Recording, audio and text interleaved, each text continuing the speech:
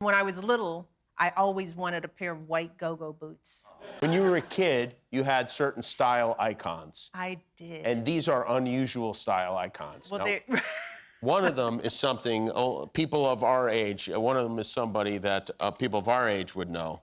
This is Teresa Graves from the show Get Christy Love. Man, she was a police action hero. Yeah. She was gorgeous. She was a beautiful one, brave and tough, but sexy.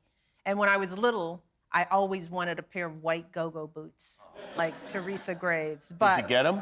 no, because my mother was Marion Robinson. We lived in Chicago. She was practical. She was like, you can't wear those in the snow. So what I got were the ugly rubber boots that you fit over your shoe. This is Jose Cardenal, first baseman for the Chicago Cubs. I had the biggest crush on him. So the flip side of my personality was go-go boots, but I had a big brother, so I was also a tomboy because I had to keep up. So I like to, in the summers, get my little afro, put on a cap, pick it out like Jose Cardenal, go to bat. He was my hero. And I think a lot of it was tied to my relationship to my dad, because he was a shift worker, and there would be times he'd get home in the afternoon, and the Cubs played on WGN at 3 o'clock. And I'd come home from school and sit down on his lap. And by the time I got home, Jose was up to bat.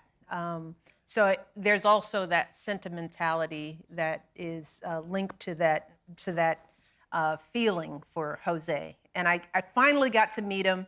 In our last term, the Cubs won the World Series. They came to the White House, and Jose Cardenal came. And I'm First Lady, and I can walk up to him and tell him this story about how I loved him, and he cried, and it was just amazing. It was a full circle fashion moment, people.